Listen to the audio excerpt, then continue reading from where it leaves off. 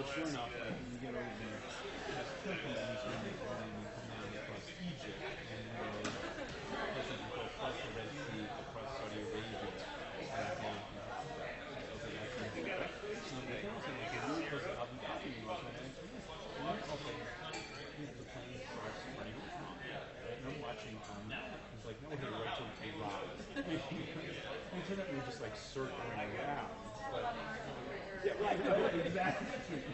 Okay, right, I was going to guess, little pinpoint, like, it's like, all these things go through your head. I was going so far. I give you a lot of lectures that were given, so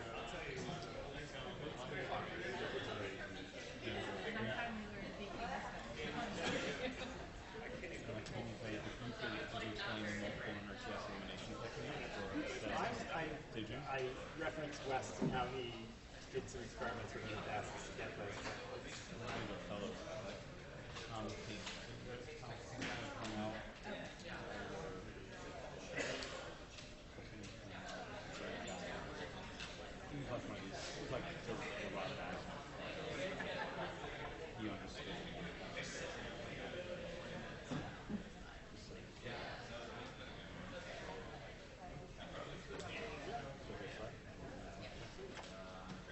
Hi, we're going to get started this morning. I have the pleasure of introducing our next lecturer, Dr. Neil Schlueger. Dr. Schlueger is a professor of medicine here at Columbia. He is Bill and my chief. He's the chief of the Division of Pulmonary, Allergy, and Critical Care Medicine. He's also the acting chair of the Department of Epidemiology. He wears lots of different hats. He's the World Scientific Officer he's the Scientific Officer at the World Lung Foundation. And he is a renowned expert in tuberculosis and more broadly has an interest in lung disease in the developing world and has been instrumental in the founding and nurturing of a new pulmonary training program in East Africa. And we're delighted to hear him today speaking on global impact of lung disease, which is a new addition to your curriculum this year. Thanks, Amy. What I'm going to try to do today is, I think, something a little bit different than what's gone on in most of the rest of the course, and maybe in a lot of the courses you've been taking, a lot of the sections that you've been taking in this course on physiology and pathophysiology, and that's to give you a population-based perspective on lung disease. And what do I mean by a population-based perspective on lung disease? You're not going to hear anything in this lecture about genes or molecules or even whole organs or organ physiology. I'm not going to talk about any of that, so you can relax. I don't think anything that I'm going to say is going to be conceptually difficult. Some of it may even be familiar to you already. But what I am going to try to do is give you the perspective, a population health or a public health perspective. And as Amy mentioned, a substantial part of my own career has been in public health, increasingly so in the last several years. And that really came about because the focus of my academic interest for the last 25 years or so has been tuberculosis, and I've worked in host immunity and diagnostics and clinical trials and epidemiology. But the more and more that I think about tuberculosis, I think about the public health aspects of it. And I start to think about public health aspects of lung disease in general.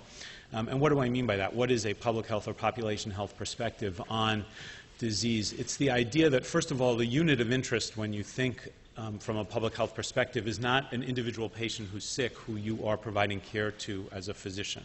It's a population, and that population can be people who live in a neighborhood or a city or a county or a state or a whole country or even a region. So your unit of interest is a group of people, and you're interested in all the forces that can affect the health of that population, realizing that those forces include medicine and medical care, but go way, way beyond that. And they include things like social factors, cultural factors, legal factors, economic factors, educational factors, and all of those things interact in very important ways to affect the health of populations, and you can improve the health of populations to a very significant degree by working in those other domains, not just working as a physician.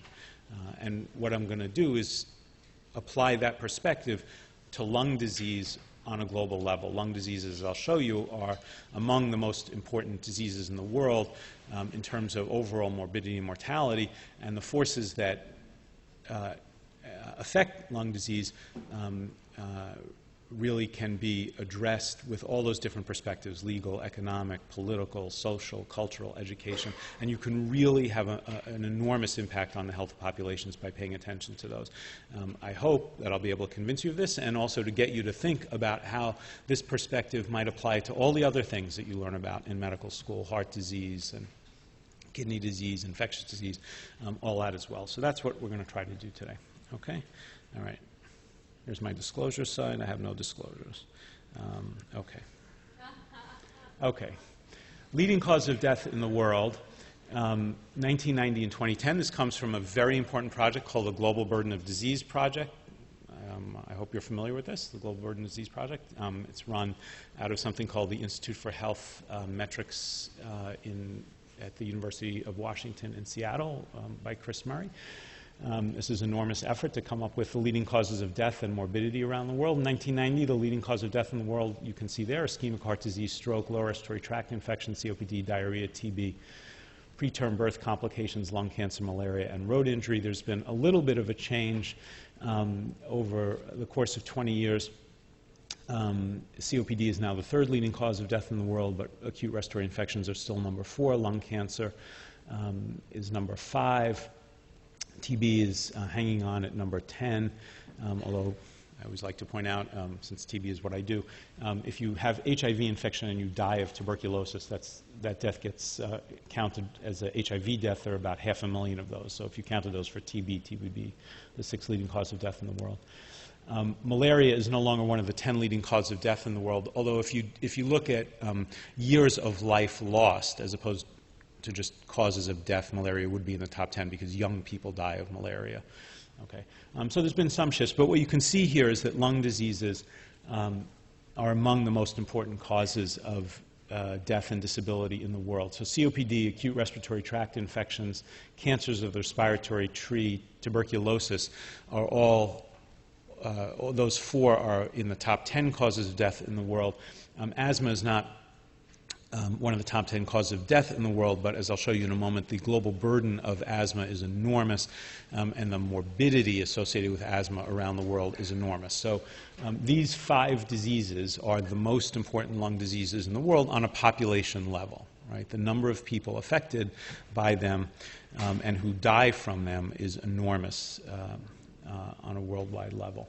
Okay, so what I'm going to do first is just very briefly say a little bit about the epidemiology and the cause of these things, and then spend more time on what I call the drivers of these diseases, 4 major drivers that account for a tremendous amount of this disease burden. So let's talk about COPD first, now the 3rd leading cause of death in the world. As you know, COPD includes emphysema and chronic bronchitis. There are at least 210 million people in the world who are affected. The cause of COPD, as I'm sure you know, overwhelmingly is direct tobacco use. People smoke cigarettes, they get COPD, but in many places in the world, household air pollution due to biomass fuel burning is a very important cause and contributor to COPD. There's some question about how much outdoor air pollution contributes to COPD. I think that's not a settled issue, although I'll show you some data about that.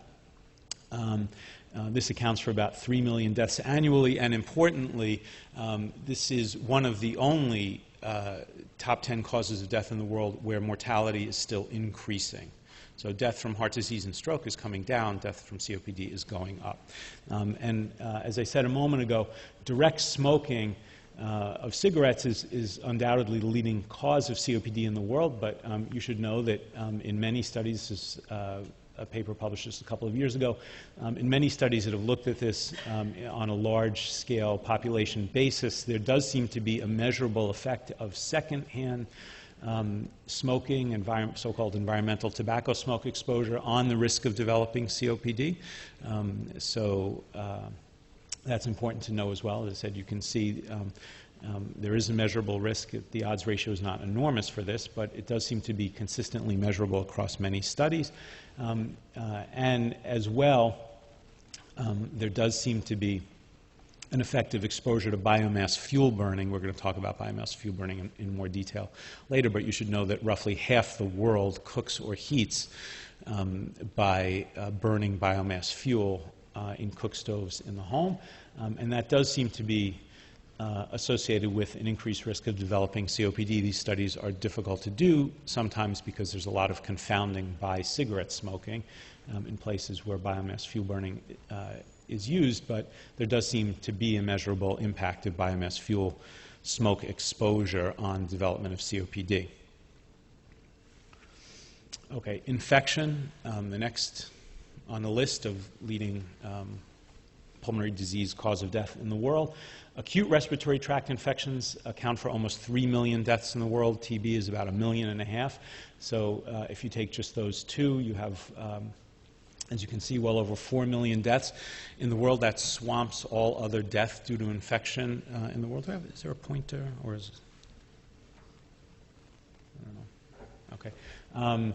On the right, so on the left is total number of deaths. On the right are deaths in children under 5, and you can see that acute respiratory infections in children under 5 are not just the leading infectious cause of death, that is the leading cause of death in the world of children under the age of 5, acute respiratory tract infections.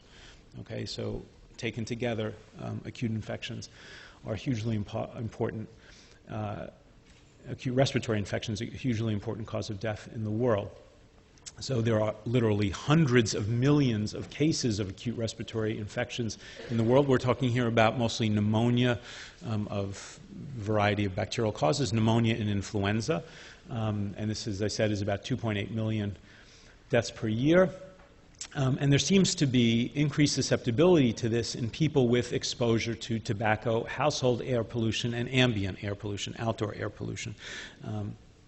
You can see here the places in the world where air pollution, particularly indoor air pollution, but indoor and outdoor air pollution, places in the world where that has particular impact, and it should be no surprise to you that these are mostly in resource-limited settings, poorer countries. You can see the burden here is highest in the countries that are sort of whatever color that is, yellow, or I don't know what color that is.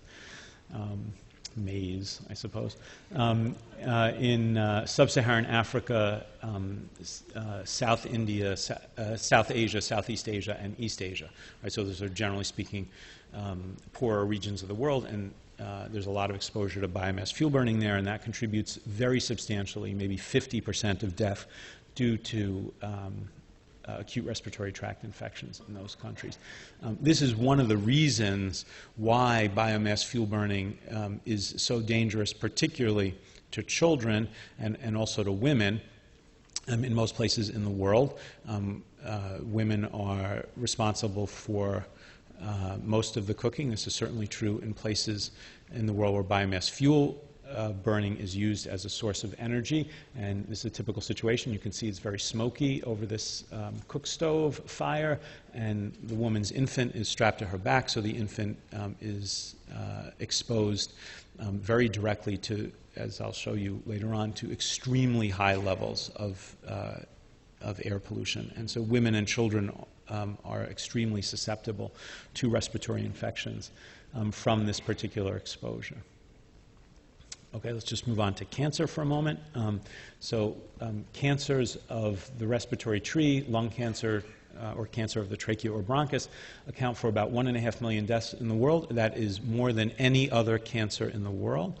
And shown on the right is a breakdown of that in men and women. And those data on the right from the American Cancer Society are from 2008. Those were the most recent worldwide data that I could find. I think it's probably different now. It is true in the United States and in most wealthy countries that the leading cause of cancer death in men and women is lung cancer. I think reflexively, if I asked, I don't know, maybe not the people in this room, because you may have heard this before, but if you went out into the general public and asked people what's the leading cause of cancer death in women, I think reflexively most people would say breast cancer. That is not true. In the United States and most wealthy countries, many more women die of lung cancer than breast cancer. So that's important to know. And I think that if that's not already true for the whole world, it will soon be true. So lung cancer as a whole is the leading cause of cancer death, and certainly among men, and I think probably now among women as well. All right. Now, as there's no secret here at all, the vast majority. So first of all, you can see that lung cancer, or cancer of the lung and bronchus, accounts for more deaths than prostate, breast, or colorectal cancer put together in the United States. I mean, that's what the burden of lung cancer is. It's enormous. And if you haven't already heard, when you talk about lung cancer in this course, to have a diagnosis of lung cancer almost certainly means you will die of lung cancer. The 5-year survival from lung cancer is about 13%. That has changed very little over the last 30 or 40 years. Okay, so it's a huge burden of disease. That's different from prostate and breast cancer, right? We think most prostate cancers don't need to be treated, and breast cancer is an extremely treatable disease. 90% roughly of lung cancers are due to direct tobacco smoking. Okay. All right, tuberculosis, the 10th leading cause of death in the world, or maybe the 6th, depending on how you do the accounting, is still one of the great public health problems in the world. There are 9 million new cases of TB per year in the world and about 1.5 million deaths. And just this past year, actually, WHO revised upward its estimate of the number of cases and deaths of lung cancer due to TB in the world.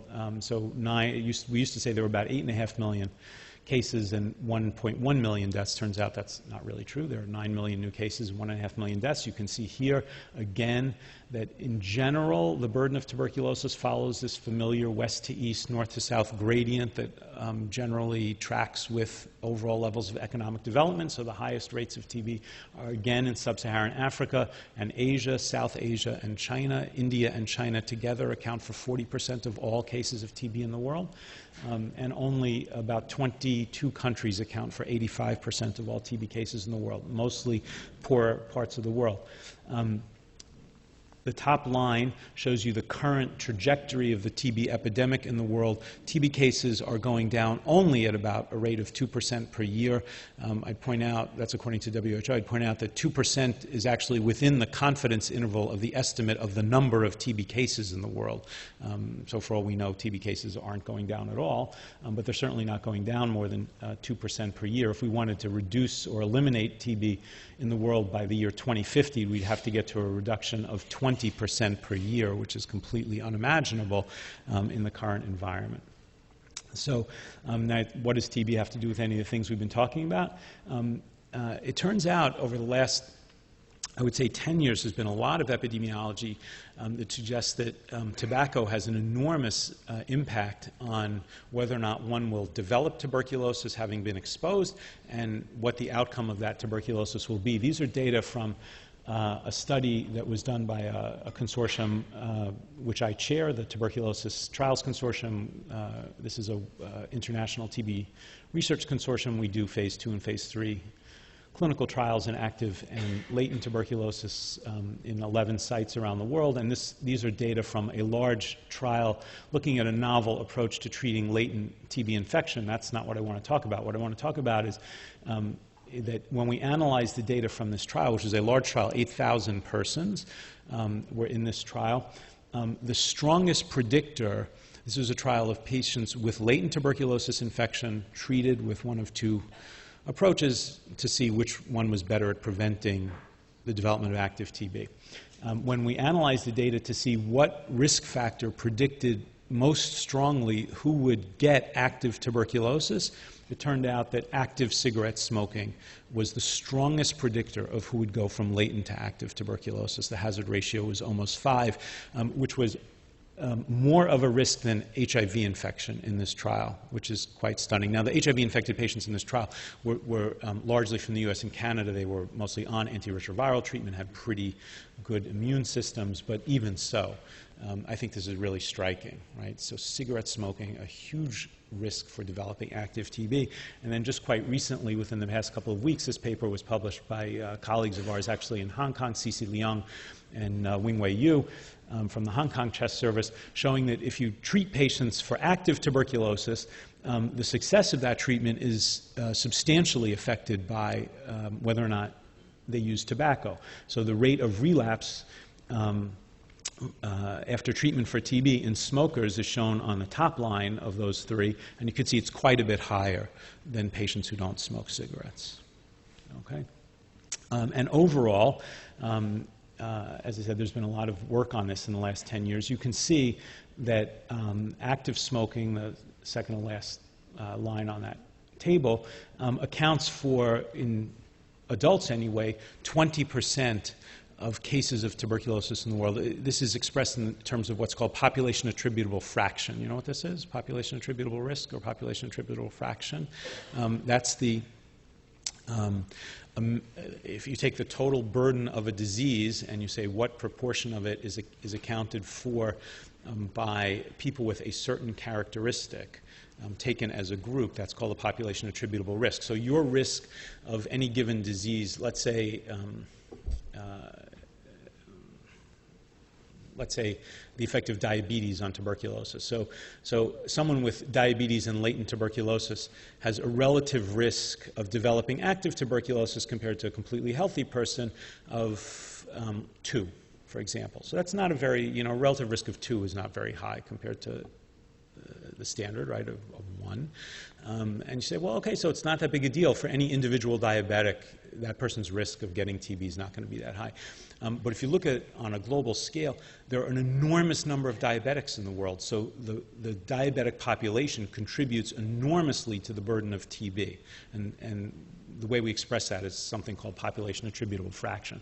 So the population attributable fraction of active smoking to the global burden of TB is about 20%, and then indoor air pollution about another 20%, right? So I showed you before, we're going down at a rate of 2% per year. This sort of implies if you got rid of smoking and indoor air pollution, you decrease rates of TB 40% immediately. Okay. Asthma, all I'm going to say is that the global prevalence of asthma is enormous.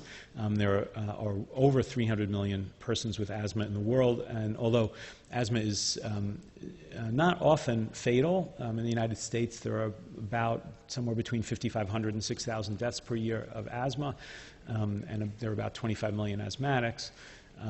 The global burden of asthma is so huge that this is an enormous public health problem. Okay. So that's just a very quick tour of sort of very high-level epidemiology of the most important lung diseases in the world and their causes. What I want to spend a fair amount of time now talking about is the drivers of these diseases, because, again, the perspective I want to give you is we're trying to improve the health of large populations. These are the most important lung diseases. But what I'm going to show you is that those lung diseases, although they're very different, right? The pathophysiology and pathogenesis of lung cancer is completely different than it is from tuberculosis or asthma. But what I want to show you is that those diseases all have common drivers, mostly these 4 things. And if on a population level we could affect these drivers of lung disease, we'd enormously decrease the burden of disease due to those diseases. So the most important lung diseases, COPD, acute respiratory infections, TB, lung cancer, and asthma, are all either caused or made worse by 4 common drivers, and those are tobacco use, household air pollution due to combustion of biomass fuels, ambient or outdoor air pollution, and then occupational exposures to dust and other toxins. And let's talk about this in some detail. So just to give you an idea of the magnitude of what we're talking about, and we're going to go into the details of this, but the estimate is that those 4 things, indoor and outdoor air pollution, tobacco use, and occupational exposure, account for about 14 million deaths per year in the world. There are about 56 million people who die in the world every year, in case you were interested, and about 14 million of them are directly attributable to just these 4 drivers. All right, so let's go into some detail. So tobacco use, that's a cover of a book we just wrote describing the global epidemic of tobacco. There are over 1 billion smokers in the world, 1.1 billion smokers. 82% of them live in low and middle income countries. There is no question that tobacco is the single leading preventable cause of death in the world. All right? There's nothing you could do to improve the health of people living on the planet that would have more of an impact than getting rid of tobacco. Tobacco alone accounts for about 6 million deaths in the world, and the problem, of course, is the tobacco industry is one of the richest and most powerful industries in the world. They are a very formidable opponent and enormously powerful everywhere in the world. This is what I mentioned. If you look at risk factors for death in the world, tobacco is the leading preventable risk factor. Now, high blood pressure is the leading risk factor for death in the world, but as far as we know, it's not a preventable one. It's a treatable one. Tom Frieden, who's head of the CDC, used to be the TB controller in New York way back when I was starting my own work in TB at Bellevue. That's when I first met Tom. Tom said, this is advice for you. If you learn how to do one thing in medical school, learn how to treat hypertension. Right? It's probably, the treatment of hypertension has probably had more impact than any other medical therapy on overall survival in the world. But hypertension we don't think is preventable. There are big arguments about whether or not people who are normotensive should reduce salt in their diet. That's an unsettled issue. But it's not preventable, we don't think. So smoking, by far, is the leading preventable cause of death in the world compared to all these other things. And this is, as I said, an enormous worldwide problem. 1.1 billion smokers in the world. You can see here the top 10 consumers of cigarettes. China, China's enormous, so you can see this fact. This is from our book. More cigarettes are now smoked in China than in the next 29 cigarette-consuming countries worldwide. There are more smokers in China than there are people in the United States. And on the right-hand side, you can see that Asia is the region in the world where smoking is rising fastest. You can see in other regions in the world there was quite a bit of progress in reducing smoking rates over the last several years, but that progress has really slowed in most other regions. We seem to have reached some sort of plateau in most regions of the world in terms of reducing cigarette consumption, whereas in China and Asia it's still increasing. So what can we do about this? So the World Health Organization a few years ago established, this is a real landmark achievement in public health, something called the Framework Convention on Tobacco Control, FCTC, the Framework Convention. That was 10 years ago. Actually, we just observed the 10th anniversary of this, the Framework Convention on Tobacco Control. And what this is the first global public health treaty that was ever negotiated in the world. It was organized by WHO. It's an evidence-based treaty that says that all people have the right to the highest standard of health. And it was open for signature, you can see, in 2003. I think there are now over 185 signatories to the treaty, but as you know, you can sign a treaty. It doesn't mean you have to do anything about it. The United States is a signatory to the treaty, but has not ratified the treaty for all sorts of interesting reasons, but many countries have signed it. The key provisions of the Framework Convention on Tobacco Control Treaty are listed here. A sharp restriction in tobacco advertising, the elimination of sales to minors, persons under the age of 18. There is some movement afoot in the world to try to raise the age to 21. A restriction on smoking in public places, raising prices through taxation, and education of the public through mass media campaigns. So we'll talk about some of this. That has kind of been distilled into what's called the MPOWER strategy. That stands for monitor tobacco use, protect people against harmful effects of tobacco, offer help to people who want to quit, warn about the dangers of tobacco use, enforce laws restricting sales, and raising taxes. So first is monitoring. So this, again, just shows you where tobacco use is common. This is cigarettes consumed. This is on a per-person basis. So these are the countries where people smoke the most number of cigarettes per person. And you can see, again, China is huge. Russia, the former Soviet Union, also people smoke lots and lots of cigarettes there. This is not news to anyone who's traveled to any of these places. one of the very interesting things here, and this I think is accurate, is here you see sub-Saharan Africa appears to have very low levels of cigarette consumption, and I think that is true. I do some work in Ethiopia. It's very unusual to see people smoking cigarettes there. The reason generally is felt to be that until now, essentially, Africa has been so poor that tobacco companies haven't gone there because they can't make money selling cigarettes because people don't have money to buy them. This is changing rapidly as Africa develops. So as I said, I do some work in Ethiopia. Ethiopia is one of the 15 poorest countries in the world, but has a growth rate of about 10% per year. And so all of a sudden people are getting interested. So I think you'll see Africa get colored in a little bit there in the next few years. But monitoring tobacco use, important, and this is what it shows you. Okay, P, protect people from the dangers of cigarette smoke. So this is an example of that. You know, in New York City, you can't smoke in any public place. This is Mayor Bloomberg got that established as law in New York. You can't even smoke in Central Park or on the beaches in New York. That is against the law. And around the world, this is starting to gain some traction. This is a photo I took in the airport in Abu Dhabi about 2 or 3 weeks ago.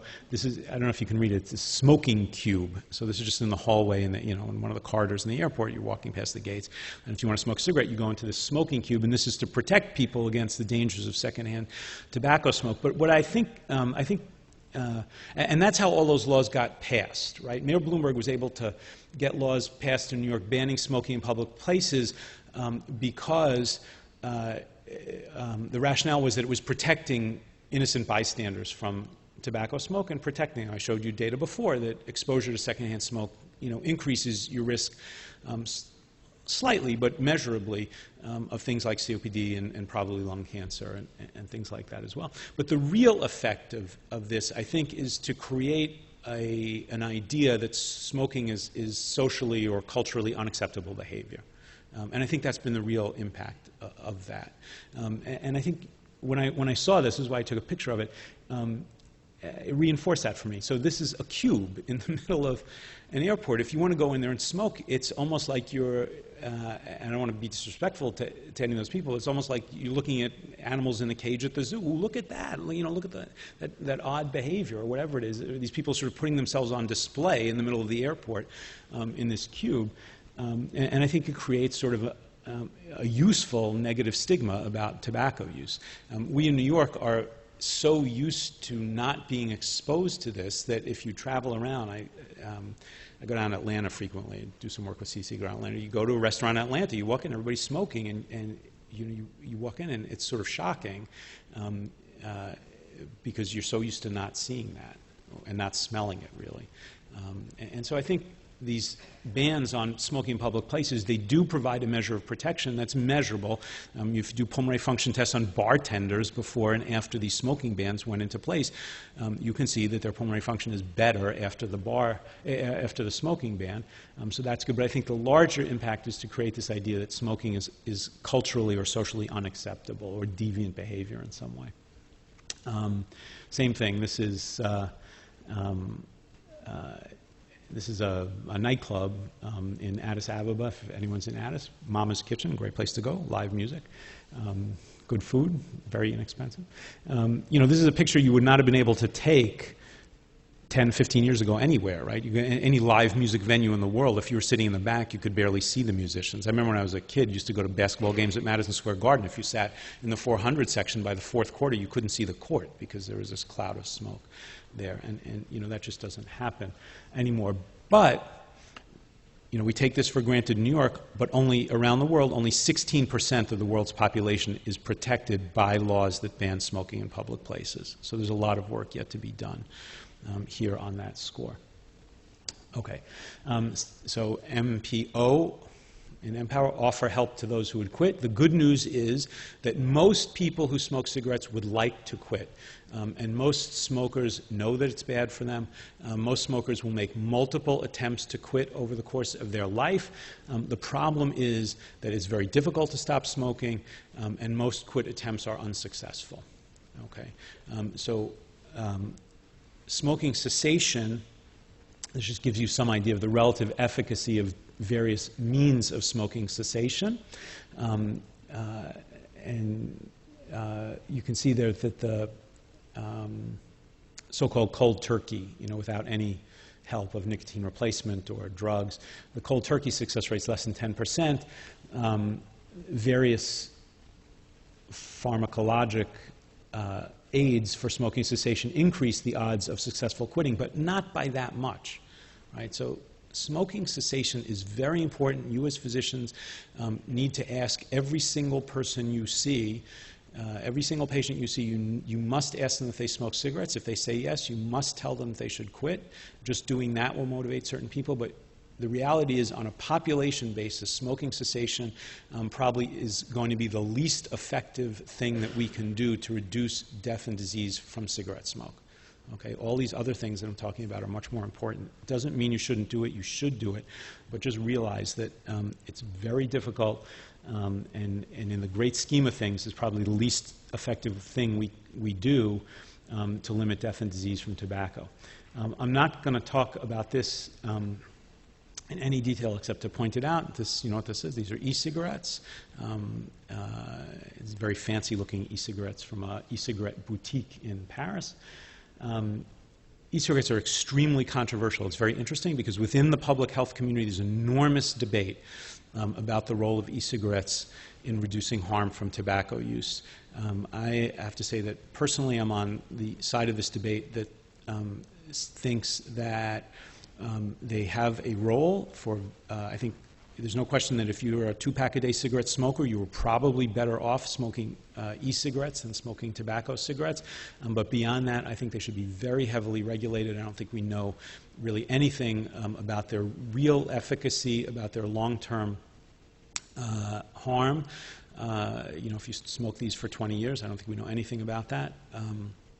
So I favor very severe regulation at the moment. And part of me, I have to say, the e-cigarette industry is now largely controlled by big tobacco. So the major tobacco companies control about 70% of e-cigarette manufacturing. And I have to say, my hunch is that this is kind of a plot to addict the whole world to nicotine. I really think that. On the other side of the debate, the argument within the public health community is sort of the harm reduction people who say, this is a harm reduction strategy akin to providing clean needles to drug users or condoms or whatever it is, and that we should embrace this and really have it be widely available. So there's a huge debate going on in the public health community about this. You should be aware of it, and we'll see what the data show. The FDA is thinking about what it wants to do in the United States in terms of this. Okay, the next thing, W and Empower warn about the dangers of tobacco use. These are graphic warning labels meant to appear on cigarette packages. You will not see these in the United States. These were, you can see it says United States Health and Human Services. These designs were made in response to a request for proposals put out by the United States government. These were the winners. Why will you not see these in the United States? Anybody know?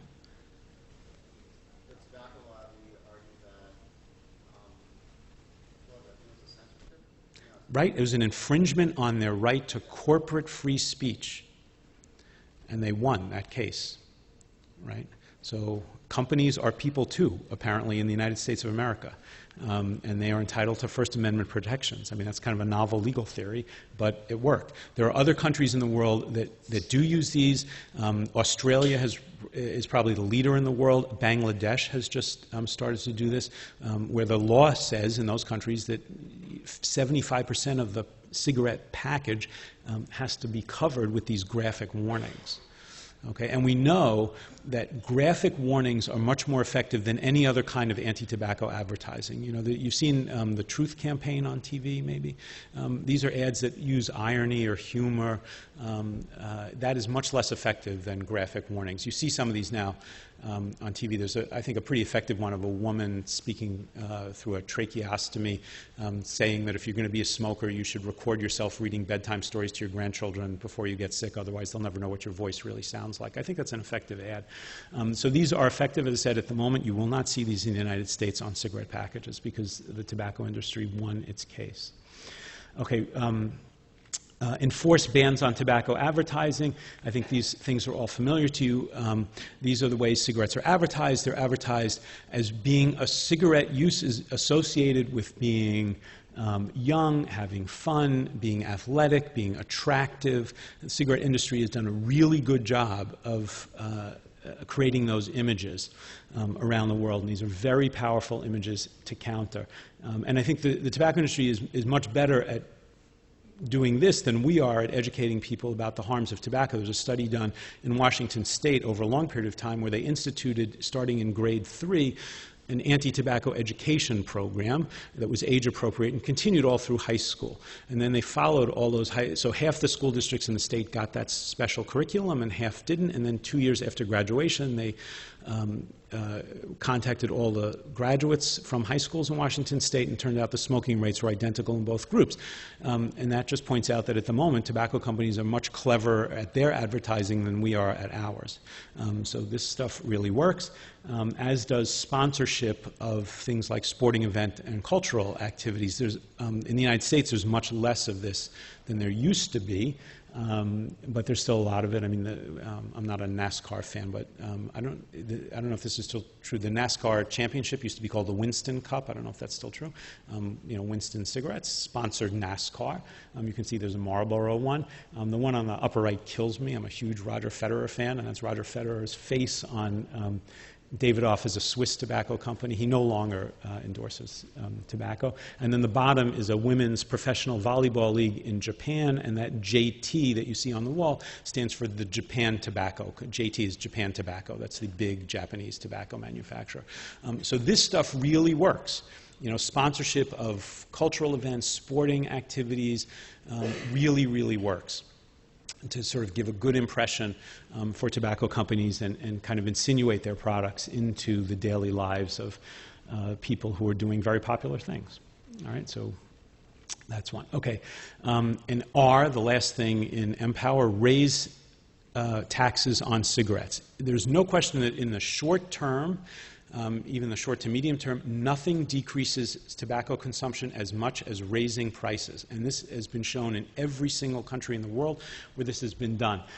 These are data from South Africa, where you can see the green line that's going up is the price of cigarettes in that country, and the blue lines that are going down are decreases in consumption based on income level of the people buying cigarettes. So the biggest effect of raising prices is on the poorest people. Some people actually have argued that raising taxes on cigarettes is sort of discriminatory in some way, because the poorest people feel the impact of that the most. You know, I think other people would argue that they're also getting the most protection, but either way. But you can see, you know, as prices go up, consumption goes down. This is South Africa. As I could show you this data from dozens and dozens of countries in the world. Here are data from the United States, where you can see, I mean, there's a very direct relationship. You almost never see anything that's this impressive in biology. This is not exactly biology, but you know, as the price goes up, consumption comes down. And this was one of the strategies used with great effect in New York City. It costs over $12.50 to buy a pack of cigarettes in New York City. That's a lot of money. In Virginia, it costs just over $5, right? Virginia's, you know, close to Tobacco Road. Question? Being that the cigarette smoke acts as an appetite suppressant, have you noticed an inverse proportion with obesity? So it's a very good question. Not, I would say, no, not on a population basis. No, I would say not on a population basis. Obesity, the really interesting thing about obesity is another talk for another day, but the obesity is like the next big thing in global public health, right? I mean, it's an enormous problem. And the fight against obesity is very similar to the fight against tobacco. There's an industry, you know, the sugary beverages and snack food industry that you have to fight and all kind of stuff. No, it is true that people who quit smoking on average gain about 10 pounds. That is definitely true, because of the reason you said. But again, on a population basis, that explains almost none of the obesity epidemic. Okay, all right. So price of cigarettes, you know, this is really a very effective thing. And cigarettes are too cheap in most of the world. I said, the reason I was in Abu Dhabi was they had what's called the World Conference on Tobacco or Health. As you know, per capita income in Abu Dhabi is extremely high. It's an oil-producing, very small country. Everyone has a lot of money. Cigarettes cost $2 a pack. Right? It's too cheap. All right. And this was Mike Bloomberg giving a talk at that meeting. I got to say, he is one of my heroes. He probably understands public health and is more committed to it, probably more than any other politician in the United States, has invested a huge amount of his personal fortune in tobacco control. He has spent $600 million of his own money on supporting tobacco control activities around the world. And at this conference, he announced that he, along with his friend Bill Gates, he talked Bill Gates into doing this, they've established a legal defense fund that countries can draw on to fight lawsuits from tobacco companies, because a lot of countries, small countries, don't have the money, the expertise, the wherewithal to fight the tobacco companies, who, tobacco companies are enormously rich. In the mid-1990s, the tobacco companies settled a suit against they were sued by the very state attorneys general for violating every law they could violate. And they settled it by paying $386 billion. That was nothing to them. It was worth it to pay $386 billion to get the government off their case. That's how much money they have. So Mike Bloomberg and Bill Gates have established this legal defense fund, so he deserves lots and lots of credit, I think. Okay, so that's tobacco. Household air pollution. As I mentioned before, about half the world's population relies on burning of biomass fuel. What is biomass fuel? Wood, coal, crop, residue, animal dung. That's biomass fuel. This is how most, or about half of the world, cooks or heats its homes. And the problem is that biomass fuel in and of itself, when it's burned, may be toxic, but it's burned in cook stoves that are highly inefficient and don't combust all that stuff, and they create tremendous amounts of indoor air pollution. And so we think about 3 million deaths annually are attributed to household air pollution from biomass fuel use. These are stoves. This is in a market in Ethiopia. These are the stoves. You can see they're extremely simple, and that's really part of their appeal. This is a woman on the street in Addis selling charcoal, which is one of the major fuel sources for biomass fuel: charcoal, wood, animal dung, crop residue, as I mentioned. And this creates incredible levels of indoor air pollution. This turns out to be a much more difficult problem to do anything about than people have realized. There's been tremendous effort over the last, I would say, 10 to 20 years in trying to come up with improved stove designs that have higher efficiency and combust more completely. It turns out that is a really difficult engineering problem to do in a manner that can be done very cheaply, right? Because you're talking about, half the world's population who are very, very poor. And so this needs to be a very low-cost solution. It's turned out technically to be an extremely difficult problem. So people have looked at things like improved ventilation or better or more efficient stoves, but that really is, as I said, turning out to be difficult. So now there's some feeling that the only thing you can really do is use cleaner fuels. Now, you can't go to most of sub-Saharan Africa and say, look, just buy an electric stove. There's no electricity. So you can't do that, but there is the possibility of using stoves like liquid petroleum, for example. I mean, that's an almost completely clean fuel. Using stoves that use liquid petroleum, and maybe that is a solution. So I think there's been kind of a shift in the household air pollution communities thinking over just the last 2 or 3 years that we're never going to get there by designing better stoves, and we really have to focus on cleaner fuels and figure out a way to get cleaner fuels to poor people. And then you have to change behavior, and this is another important thing to think about when you think about population behavior. I'll just ask, how many people have a microwave oven even in their room? Okay. How many of you have ever cooked anything in it? Not heated something up, but cooked something in it. Okay, so many fewer. All right? That gives you some idea that it's not easy to change people's behavior. We want to go somewhere and say, okay, we have this great new stove for you. Use it. People do exactly what you do. It's called stacking. Right? They're going to keep their old stove, and they may use that new one for something else, but they're going to still use it. And why do they do that? You want the food to taste the way you want it to taste, right? And you cook something in a microwave oven, it doesn't exactly taste the way it did when you were growing up, and so you don't like it, right? And that's true everywhere in the world. So it's important. It's an interesting social problem as well. This problem of household air pollution. This just shows you this is sort of the hierarchy of clean fuel. So here in the U.S., basically everybody is using electricity or natural gas, but there's a feeling that liquefied petroleum gas could be something that could be a solution in resource-limited settings that would be much, much, much cleaner than things like coal, charcoal, wood, or crop waste or dung. Okay, so an enormous global public health problem, at least 3 million deaths a year due to household air pollution. Okay, ambient or outdoor air pollution. This is actually a bigger and bigger problem around the world. For, I think, one simple reason that you should be aware of. So there's one of the most important demographic trends in the world right now is a shift towards urbanization. Already, more than half of the world's population live in cities, and in a few years, that's going to be 70 to 75% of the world. So most of the world's population is going to live in cities, already does, and that will accelerate in the next few years. And that has, in many locations, created an enormous problem related to ambient air pollution or outdoor air pollution. Most outdoor air pollution is caused by automobiles or industrial sources, factories. And it's estimated there are 8 million DALYs, disability-adjusted life years, okay, each year lost because of air pollution.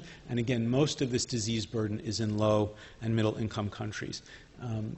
This shows you the most polluted or levels of pollution in different countries in the world. And when we talk about air pollution, we're talking about a few specific components. So there's particulate matter, that's stuff, essentially. Stuff that isn't burned completely when you're producing whatever you're producing. So particulate matter, and we classify particulate matter by its size. So this is talking about PM10, that is particles that are less than 10 microns in diameter. Now we often talk about PM2.5, particles that are less than 2.5 microns in diameter, because we think that they're actually it's a more accurate way of assessing risk to health. But so you have particulate matter, and then you have ozone and other gases. So particulates, ozone, things like sulfur dioxide as well. So this is particulates. So this shows you levels of particulate matter in the air around the world. You can see the United States and Western Europe in general have pretty low levels of particulate matter air pollution, less than 20 micrograms per cubic meter. In most places in the U.S., Eastern Europe a little higher. But then again, look again, this is very familiar story now as you go to poorer countries of the world. India and China, you can see, have much, much higher levels of air pollution. And I'm going to talk about China a little more in a minute. It gets in the news a lot. The most polluted cities in the world are in India. India has enormous cities, tremendous amount of pollution in that country. This is a photograph taken in China. I didn't take this one. I swiped it off the internet, and you can see this is during the day in a city in China. It's hard to see and it's hard to breathe. And just to give you an idea of the relative magnitude of what we're talking about, this graph shows you the 10 most polluted cities in China in terms of particulate matter. This is now PM2.5, which we think is a more accurate way of assessing risk to health. So these are average levels of PM2.5 exposure in the 10 most polluted cities in China on the left, and on the right, the 10 most polluted cities in the United States, which you can see, by the way, are mostly in California. California is the worst air quality in the United States. But what really I want to show you here is that the order of magnitude of air pollution in China is 10 times what it is in the United States. Okay, I mean, these are like unimaginable levels of air pollution, right? But I don't want you to feel that great about the level of air pollution we have in the United States, and maybe make you realize how bad the air pollution situation in China is. These are data just published a couple of weeks ago in the New England Journal of Medicine from investigators in California, and what's what I'm showing you here is on the left are levels of either nitrogen dioxide, one of the major gaseous pollutants in the atmosphere, and on the bottom PM2.5. And you can see over a period of about 25 years that air pollution this is in 5 cities in California, was reduced quite substantially. Okay? Quite substantially. On the right, you can see, it's a little bit complicated, but what they did here is follow different cohorts of children over periods of time who were exposed to those different levels of air pollution. And without worrying about the details too much, what they demonstrated, I think fairly convincingly, was that as levels of air pollution went down, growth in lung function in children improved. Okay? That's the bottom line here. And what's really striking to me about this is if you look just at the bottom left, in terms of PM2.5, they started out, most of them, with levels of about 25 micrograms per cubic meter. Right? China, you're talking about levels of 150. Right? And so what this is showing you, that even going from 25 to about 10 has measurable impact on lung function. So imagine what it's like. You're a kid growing up in India or China, in one of those places where you're constantly exposed to levels of air pollution that are 10 to 20 times as high as this. And if you're exposed to indoor air pollution from biomass fuel burning, the levels in those homes during times of cooking reach about 3,000 micrograms per cubic meter. All right, so this is enormously important. And it's not just infants. This paper just got published a week or so ago. These are people followed in the Framingham cohort. You know about the Framingham Heart Study, right? So that's a cohort of people who have been followed for a long time. They get all sorts of health measurements. So what these investigators did was just look at lung function in people in the Framingham cohort and divide that lung function or assess that lung function depending on how far you lived from a major roadway. Right, major highway. So what you can see is on the left and both sides of those things, the diamond there is people who lived within 100 meters of a major highway. Okay, and what they showed is that the closer you live to a major highway, the worse your lung function is. Okay, these are now adults. These are not children. All right? So the closer you live to a major highway, the lower your lung function is. And again, the remarkable thing is, I have there in red, the mean PM2.5 in those communities was only 10.5. Right? So that's what we would consider pretty clean air. That's well within the EPA standard. Right? But even within that, you can see these differences depending on whether or not you're exposed to a little higher level of air pollution. So this is a very significant issue. Okay? And then finally, occupational exposures as a important cause of lung disease. So exposure to things like asbestos, silica, quartz, diesel account for as much as you can see, 9% of lung cancer, 13% of COPD, 11% of cases of asthma. And again, manufacturing is now global, and a lot of work is done in countries that have very little in the way of protection of workers who are exposed to this. This is a photograph by the great Brazilian photographer Sebastião Salgado. These are coal miners in India, and you can see their faces are covered with coal dust, and certainly their lungs are covered as well. So this is something we've known about for a long time. But it's far beyond the coal industry. This is a really interesting study published a couple of years ago from Turkey. I heard this author give a talk about this. He was a pulmonologist in practice in Turkey and noticed very young people, 20-something-year-olds, coming into his practice with silicosis. And that's something that usually takes years to develop, and you see it in quarry workers and things like that, and he took careful occupational history. What they were doing, these are the people who are making sandblasted denim to be sold for a lot of money in fancy stores in Europe and the United States for people who want denim washed jeans, sandblasted washed jeans. And they were developing silicosis at a very high rate, and it was often fatal. This study actually led to laws being changed in Turkey about this. But there are many places in the world where there aren't sufficient worker protections, and the burden of lung disease imposed by their occupation is very substantial. So finally, and this is the last slide, what I've tried to do is is to focus sort of on the top down rather than the bottom up. I think most of what you get in medical school is sort of the bottom up. What are the genes, molecules, interactions that cause these diseases? I want you to think about things that act from the top down. And what we've been talking about is air pollution, indoor air pollution, ambient air pollution, occupational exposures, and tobacco. Those 4 drivers probably account for 50 to 75% of all lung disease in the world. And as I always say, I think it's true that in New York City over the last 15 years, the person who saved more lives in relation to lung disease than anybody else was Michael Bloomberg. Not all the amazing doctors who work at this amazing hospital or any other amazing hospitals in New York because of the things he did for tobacco. And if you think on a global population basis, if we worked at that level, we could do a tremendous amount to reduce the burden of lung disease in the world. Why do we have so many of those problems? You can see in the red boxes from a paper we published last year. This was kind of our way of thinking about this. On top of those things are the problems of poverty and lack of government regulation. Right? Now, I don't want to be reductionist and say, well, the solution is just let's get rid of poverty. I mean, that would be nice. It's not so easy. But there are a lot of things that we've talked about today where, I think action could be taken. So why is this important for you to know, right? Most of you are going to wind up taking care of patients.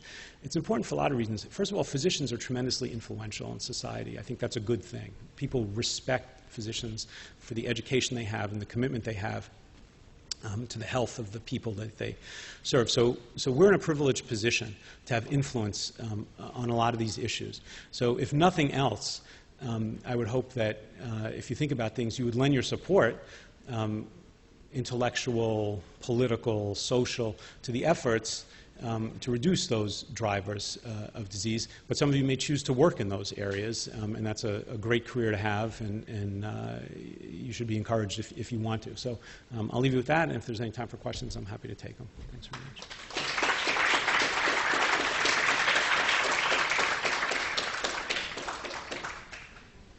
So I don't know. Questions, comments? I think we're maybe over time. So.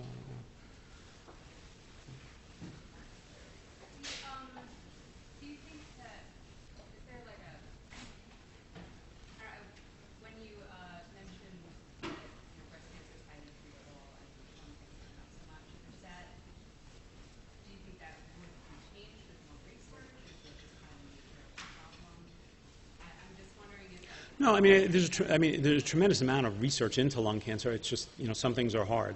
And I think it's just trying to be a hard scientific problem. There has been a fair amount of progress, I would say, in the last 10 years in the treatment of lung cancer. But as I said, if you look over the last 20 years, lung cancer survival has ticked up just a tiny bit. 5-year survival is about 13, 14%. Breast cancer is much more treatable. On the other hand, breast cancer is probably not preventable. And lung cancer is almost entirely preventable. Okay.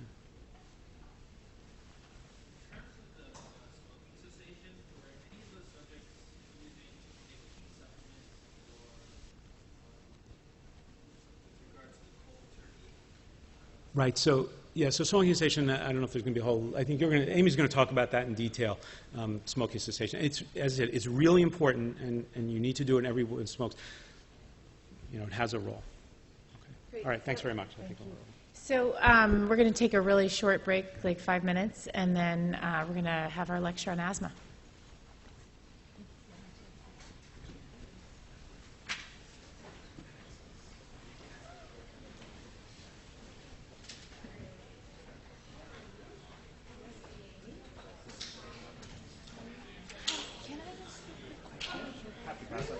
Thank you very much.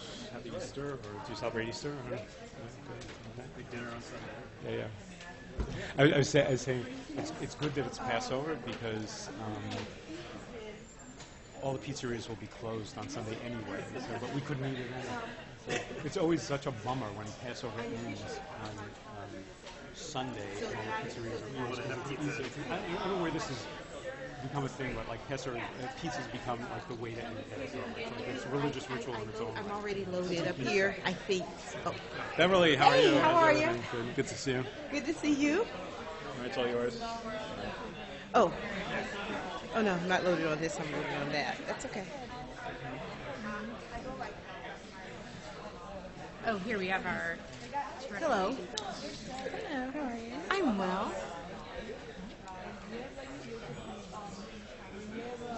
Ventilation. Close this one. Okay. don't think of it as dividing actual numbers, think of it as a ratio. And the way it works out is by multiplying this constant. The ultimate unit. And do you know what this one is called? Oh, yeah. That one to you? You are not generating these units by virtue of this relationship. It's actually CO2 is roughly proportional. Yeah, that's the Okay, great. This is the supply. And then, so it's recording for students who watch the lecture later at home. It's Okay. helpful if you use the mouse as a pointer on here, and it'll show up there as well on the screen, if that's okay. If I'm just doing this to advance. Yes. No. The clicker was not working earlier. It's advancing up there. Okay. That's well, not good because I that's need not to gonna read my work. slide. Yeah. We can just put it on the big computer then. Okay, so it is actually already on the big Oh, computer. okay, great.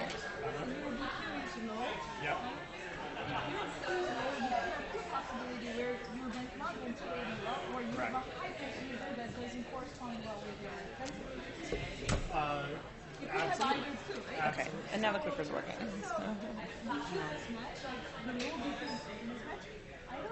Okay.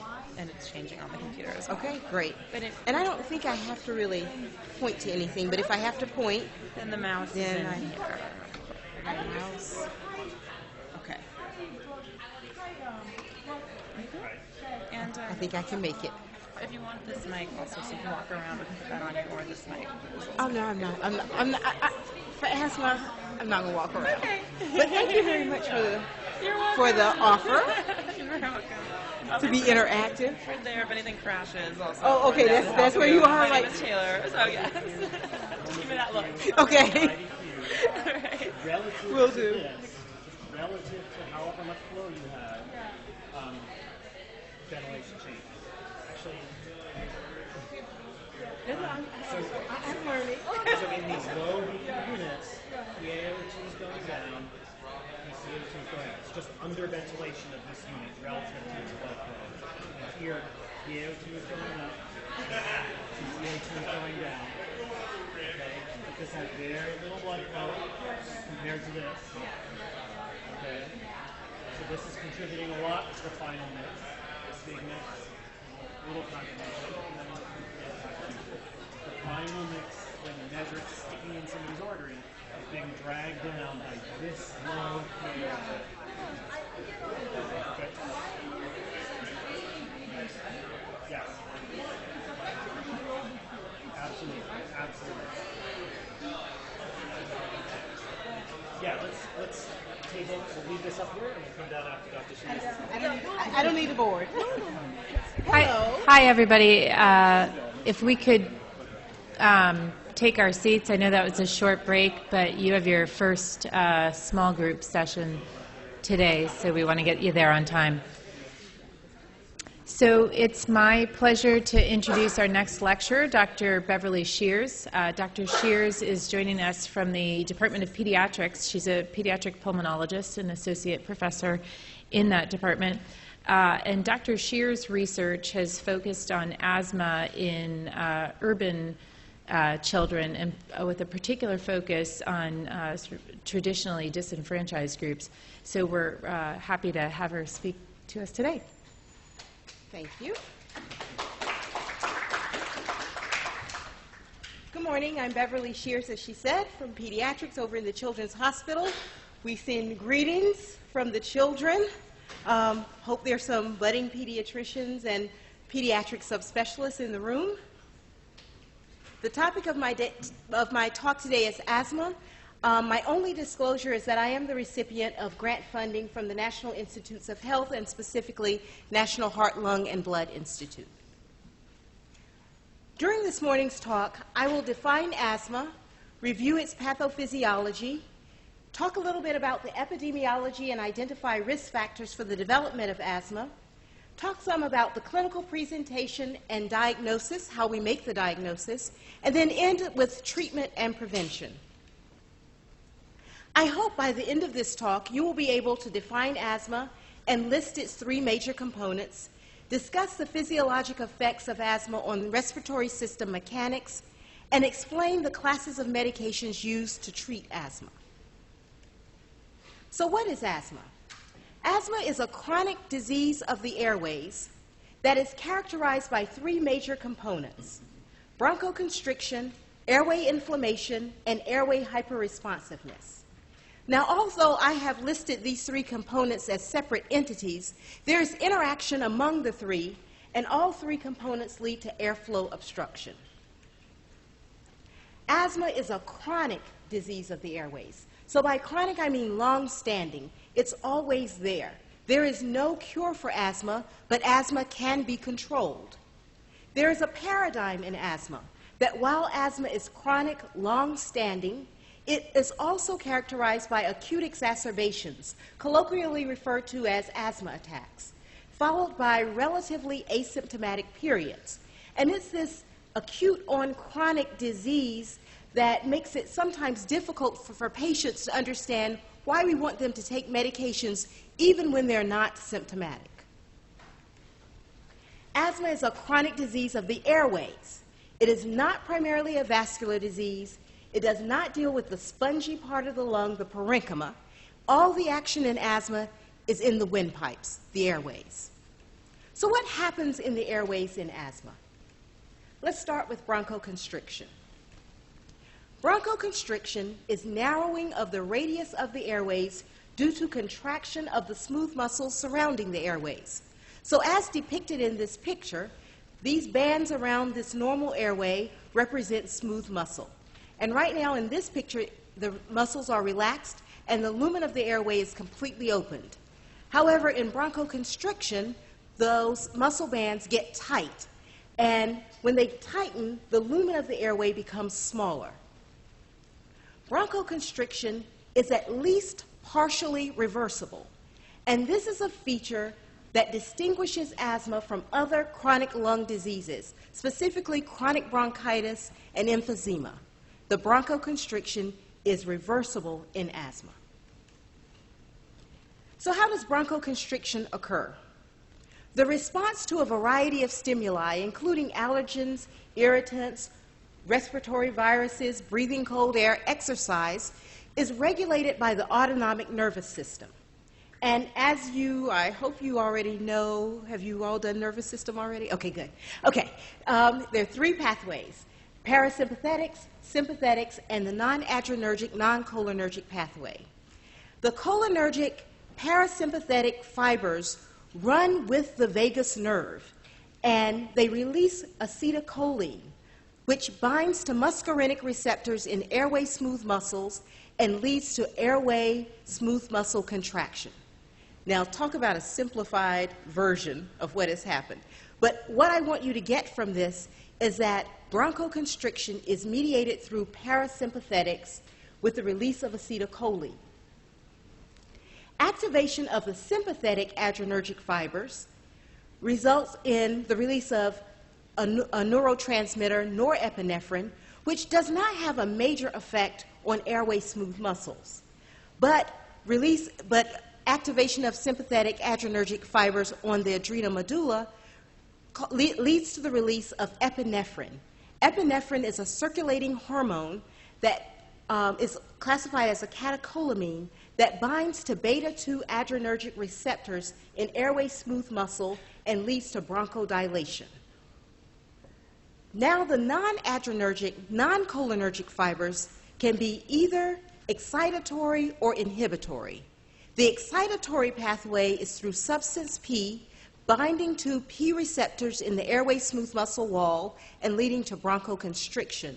Or the inhibitory pathway is mediated through vasoactive intestinal polypeptide binding to VIP receptors, leading to bronchodilation.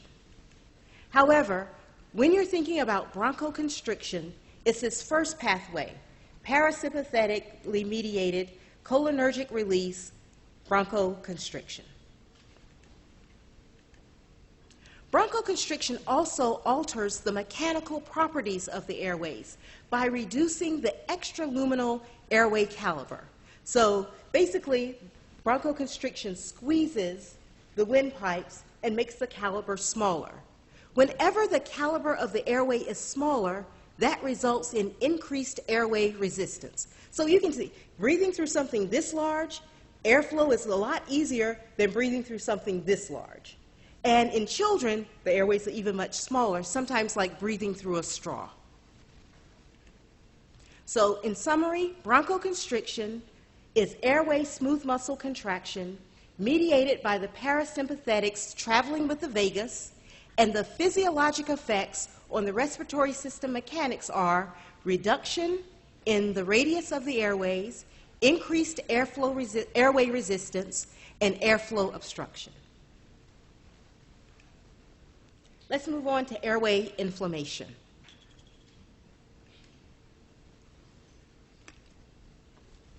Airway inflammation is narrowing of the radius of the airway due to edema of the airway walls, cellular debris, and increased mucus secretion obstructing the lumen of the airway. So in these two pictures, the one with airway inflammation, you can see the wall of the airway is thickened, and you can see the mucus debris that's partially obstructing the lumen compared to the normal airway. Airway inflammation also alters the mechanical properties of the lungs by reducing both intraluminally and intramurally the airway caliber. So in this picture, intraluminal involves cellular debris and mucus partially filling the lumen of the airway, and then the airway caliber is just this area, which is much smaller. And intramurally, it involves edema of the airway wall, so the swelling of the airway wall that compromises the airway caliber. So in both of these cases, the airway caliber is reduced, and when there's a reduction in airway caliber, there's an increase in airflow resistance. Airway inflammation also alters gas exchange. So airway inflammation, with or without bronchoconstriction, can lead to severely obstructed airways, right? So you think about it, you get mucus plugging in some areas, so therefore that becomes a low ventilated area, low V. However, when that happens, perfusion is normal to that area. That leads to ventilation-perfusion mismatch, which is one of the physiologic causes of hypoxemia. Over time, there is a compensatory reduction in perfusion because the body wants to be matched. And so it's not going to keep perfusing an area that no air is coming to. There's no gas exchange happening. So via hypoxic pulmonary vasoconstriction, the perfusion decreases along with a decrease in ventilation, and you get relatively better matching, which reduces the fall in PaO2 that you would see if you had mismatching. So in asthma, particularly in exacerbations, you have a low VQ ratio.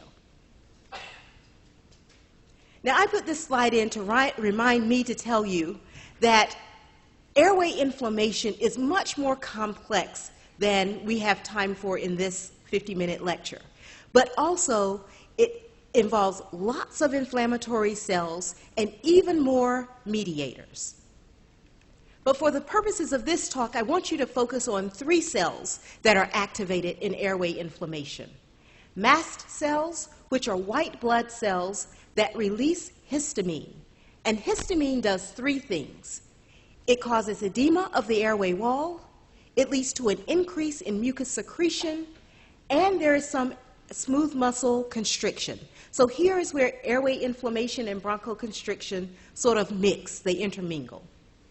Eosinophils are also a type of white blood cell that release major basic protein, which promotes edema, causes the epithelial lining of the airway to become damaged, and when that lining is damaged, it sloughs off, and that contributes to the cellular debris that's mixed with the mucus that partially obstructs the airway, and it also contributes to airway hyperresponsiveness. CD4 T helper 2 lymphocytes are cells that release cytokines, and specifically in asthma, IL-4, 5, 9, and 13.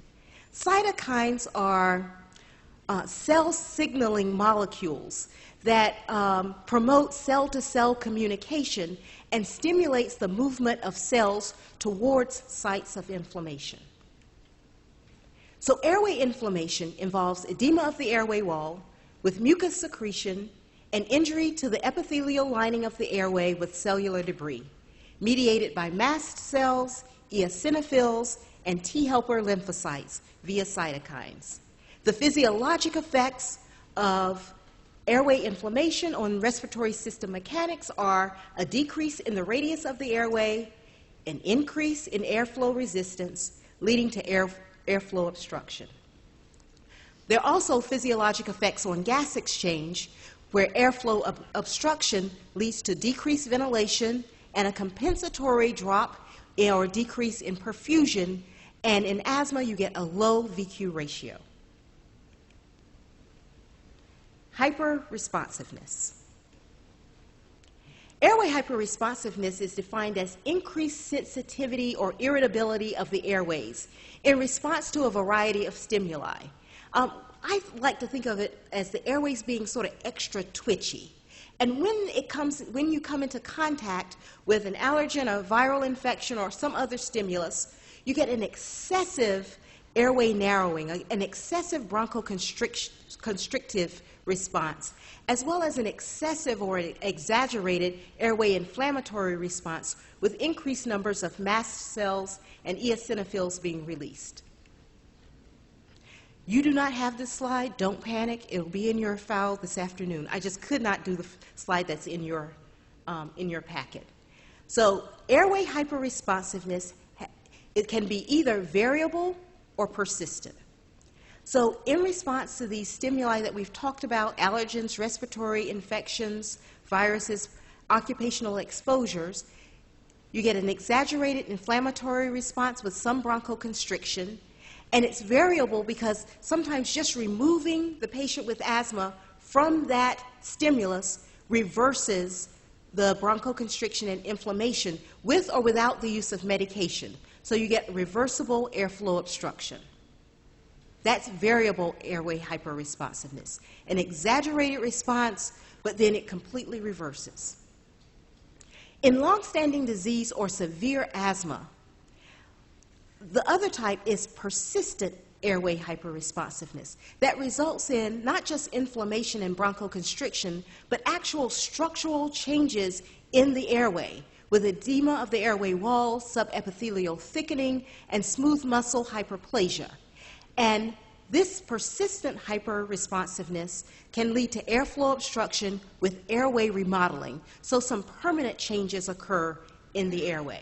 The mechanism by which this occurs has not been fully elucidated. So airway hyperresponsiveness is an exaggerated bronchoconstrictive and airway inflammatory response, leading to a decrease in the radius of the airway, increased airway resistance, airflow obstruction. Are you beginning to see a pattern? That's what asthma is. So let's talk about the lungs in asthma. The gross pathology of the lungs are hyperinflated. That means that's an abnormal increase in the volume of gas in the lungs at the end of a tidal or normal breath. And that is because as you have mucus and cellular debris and a smaller orifice to the lumen of the airway, as you exhale, that lumen gets smaller and becomes more difficult and takes more time to breathe out, like breathing through a straw. But the person takes the breath before they're fully back down to the end expiration. And so the breaths get a little bit stacked on each other and leads to increased inflammation in the airways. Increased inflation of the lungs. There's extensive mucus plugging of the airways with cellular debris from necrotic airway epithelial cells, a mixture of inflammatory cells, mucin, which is secreted by goblet cells, but the lung parenchyma itself is intact. Let me show you. So this is a normal lung on my left, your left, with normal airways, and you see the parenchyma normal, airways are normal, compared to an asthmatic lung. Parenchyma is normal, but you see all of this mucus blocking airways. That's what the gross pathology looks like. Histopathologically, You have sloughing of the ciliated columnar cells that line the airway goblet cell metaplasia, increased thickness of the subepithelial basement membrane, and full thickness inflammatory cellular infiltrate of the airways. Now this is a slide of a normal lung, columnar epithelial cells intact, membrane, this is a vessel with red cells, not a lot of inflammatory cells in this airway. The lumen is relatively clear. This is a histopathologic slide of a person with asthma. This represents cellular debris and mucus partially blocking the airway. Here you can see metaplasia in the submucosal glands with excess mucus production. All of these blue cells are inflammatory cells. You get an inflammatory infiltrate, excessive mucin in these goblet cells. This is smooth muscle hyperplasia. And here you can see eosinophils, these cells with the red cytoplasm. So who gets asthma? It is estimated that 25 million people in the United States have asthma, and of those, 7 million are children, meaning 1 in 11 children in the United States has a diagnosis of asthma, making asthma the most common chronic disease of childhood. Asthma ranks amongst the top 10 reasons for visits to pediatricians each year and is one of the top causes of hospitalizations for children between the ages of 1 and 9. It's the leading cause of school absenteeism, and children with asthma miss on average 3 times more days of school than their counterparts without asthma. However, as this graph shows, the prevalence is not spread equally amongst all populations. Children have a higher prevalence of asthma than adults. Females, particularly after puberty, have a higher prevalence of asthma. When you look at the racial breakdown, blacks have a higher prevalence of asthma, but not higher than this group here of multiple race, which really is reflective of Latinos in the United States. And you can see when we looked at this group of Latinos, Puerto Ricans by far have a higher prevalence of asthma. Mexicans have a relatively low prevalence. And then, as you heard from Neil in the previous talk, people who live in poverty have more disease of everything, and so asthma is not exempt. Worldwide, you can see the prevalence of asthma is quite different. Canada and the United States, red represents prevalence greater than 10%. Canada has a prevalence of about 14%, United States about 11%. Then you see here Mexico about 2.5%. Peru and Brazil have high prevalence rates, as well as Australia and New Zealand. And here the UK, Ireland, and Scotland have the highest worldwide prevalence of asthma, topping off at 18.1%. Russia, China have very low prevalence of asthma, less than 2%. It is unclear why there is this difference worldwide. It has been hypothesized that it's Western culture, the exposures, particularly around urbanization, although China does not have as high a prevalence rate as one would think given the air pollution. There's clearly a genetic predisposition interacting with some environmental susceptibility that plays a role. And what has been seen is that as asthma prevalence increases worldwide, it increases in places that are more urbanized, have more urbanized communities, and who adapt more of a Western lifestyle. What are the risk factors for developing asthma? Well, clearly there is some genetic predisposition, particularly amongst first-degree relatives, and a history of maternal asthma seems to be the most important.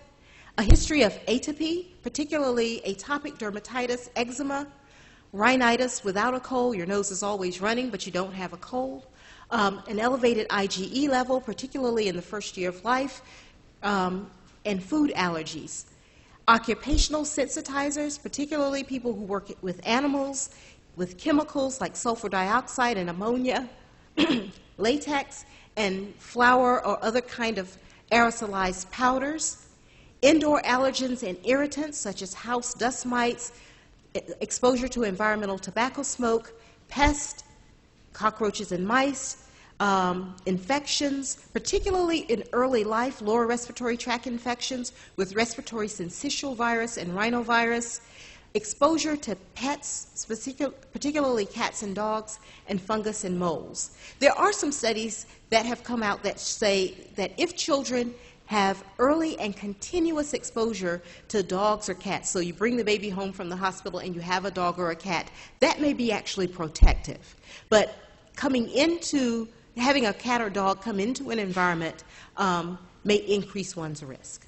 And then outdoor allergens such as pollen, grass, trees, and air pollution. What's the natural history of asthma? And this is a question that gets asked in the form of, will my child outgrow asthma? Because everybody wants asthma to leave them, no matter whether it's mild or severe, because people do not want to have a chronic disease label, understandably. 50% of children who have recurrent wheeze or cough, 50% of children, all comers, have wheezing or coughing in the first 6 years of life. There's studies that have been done that are quite sophisticated that looked at these, the 50% of children who wheeze and cough to determine who's going to go on and have asthma. There are children who wheeze only under the age of 3. They are called transient early wheezers. They are often children who cough or wheeze just with colds, and in between colds, they're perfectly fine. There are persistent wheezers who make up 14% of this 50%, who wheeze throughout the first 6 years of life. And then there are late onset wheezers who don't start wheezing until age 3 and older. These are the children who have the greatest likelihood of having persistent asthma. And when they looked at these children at age 16, 50% of those who were in the persistent wheezer and in the late onset wheezer category were the ones who continued having recurrent symptoms into adolescence. The pattern of asthma during childhood also predicts what happens in adulthood. So there are several longitudinal cohort studies that have followed children from early childhood through adulthood. This study that I'm showing you now is the result of a 42-year-long study. So they looked at children at ages 7 and at 7-year intervals. In this report, they're now 42 years of age. And the children who had persistent asthma had continuing symptoms into adulthood and actually had reduced lung function at age 42. So if you wheeze persistently or cough through the first 6 years of life, that is likely to predict that you're going to continue to have recurrent symptoms. Children who had intermittent symptoms associated with colds generally had complete resolution of their symptoms in adulthood. And then among a small group of adults who continued having relatively mild intermittent symptoms, their lung function was normal even though they were having intermittent symptoms. So how is asthma diagnosed? Clinical presentation and diagnosis. So the symptoms of asthma are coughing, wheezing, shortness of breath, chest tightness, rapid breathing, coughing worse at night, colds lasting for longer than 10 days, and fatigue and exercise intolerance. Now, I can tell you, when I'm seeing or evaluating a patient for asthma, when they're in the office, they rarely come with any symptoms. And so I need to know these symptoms so that I can ask about them in the history. But mostly, I use the history to make the diagnosis. And so the medical history is very important, particularly if the symptoms are not currently present. You want to know the pattern of symptoms. Are they seasonal or perennial? Are they continuous or episodic? Is there diurnal variation? Are they worse at night? What age did it start? What's the duration of symptoms? How frequently do they occur? And then you want to know something about severity and the profile of exacerbations. So every time this happens, does the patient end up in the emergency department? Are they hospitalized? Have they been in the ICU? Or is this something that gets managed at home? You also need to make sure that you're asking the right questions. You want to know about that variety of stimuli, the triggers for asthma. And the response to medications. If the patient has been treated with a short-acting bronchodilator, did the symptoms go away? Is there a family history of asthma, particularly in a first-degree relative? What's the occupational history? Where do they work? The environmental history, pests, rodents, pets, dust, mold, tobacco smoke in the home. And then I always ask parents, what is their main concern when I get to the end of my history? Because next I'm going to examine the patient and then launch into my soliloquy about asthma. But I don't want to launch into my soliloquy if I have not answered their question, their main concern, because patients cannot hear anything that you tell them if they are really burning up with a question that you have not asked them and they have not had a chance to express. So to give you two examples, yesterday I was in clinic. I did my history, and I got to the question of, what is your main concern? And one parent said to me, my main concern is, if you say that my child has asthma, am I going to be able to get the form filled out that says he needs extra time for the state test? I was like, oh, okay. That would have never come up in the asthma history. But the state tests are around the corner. I saw so many anxious children yesterday about the state test. Okay, that's one example. The other example, the very next patient, and I got to the end, said, well, honestly, doctor, I have to tell you that since Monday, my 13-year-old daughter has been missing. And I can't really devote full time to really trying to figure out what's going on because I can't leave this child because the asthma is so bad. So now that's not a time I'm going to go into a long talk about the causes of asthma. I'm going to give her some medicine to treat it. They're going to come back after they find the 13-year-old, and then we're going to do all the rest of the things. But you see, if I don't stop and address that, nothing else really matters. So that's a part of the art of the practice of medicine. You have to ask the questions in the right way. And what I mean by that is, particularly when you get to environmental history, I'm often asking complete strangers very personal questions. Like, who would walk up to you and ask you, do you have roaches in your home? Do you see mice in your home? Right? So the natural response is no, because people do not want to admit that. But I ask these questions in a permissive way. I learned this as an intern. I didn't want any of my adolescent patients to really be having sex yet. They were too young. So I said, you're not having sex, are you? And they were like, no, Dr. Shears. I'm like, okay. And my mentor told me, ask a permissive question. How many people are you having sex with? Oh, only 3. I'm like, okay, got it. So I ask these environmental questions in the same permissive way. Do you see roaches in the kitchen and bathroom or all over? Then they say, oh, no, I don't have them. Do you see mice occasionally or frequently? It's like, I'm already there. You don't have to get over the yes, no. Just tell me where you see them. And the best question is, who smokes? Because in pediatrics, there's always a child in the room. And as the parent gets ready to say no one, the kid pops up, Dad smokes, he smokes in the house all the time, right? So now okay, so let's talk about smoking. And we don't have to get over some of those hurdles. So ask questions the right way so that you can make it easy for your patients to tell you the truth. There are these triggering factors that we've talked about for inflammation, respiratory infections, workplace exposure allergens, for constriction, changes in temperature, exercise, breathing cold air, and then there are other important triggering factors like tobacco, air pollution, some medications.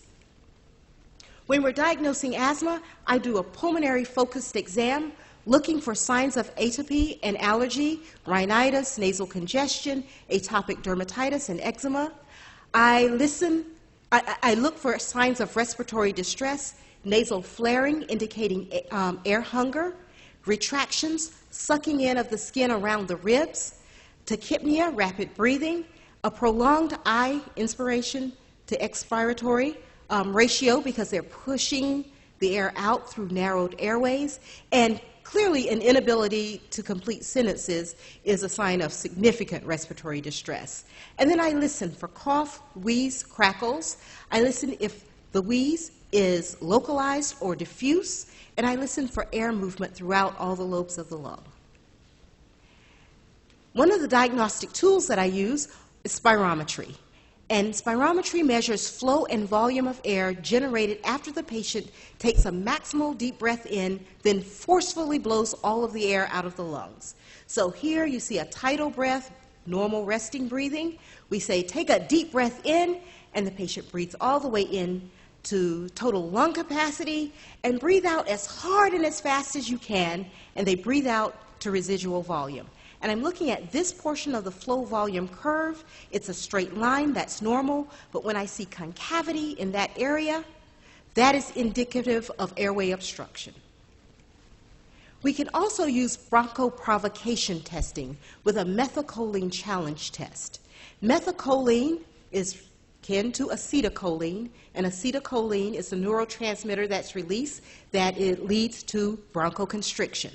And so on the y-axis, we're looking at the change in forced expiratory volume in the first second, the percent change, and we're looking for a drop of 20%.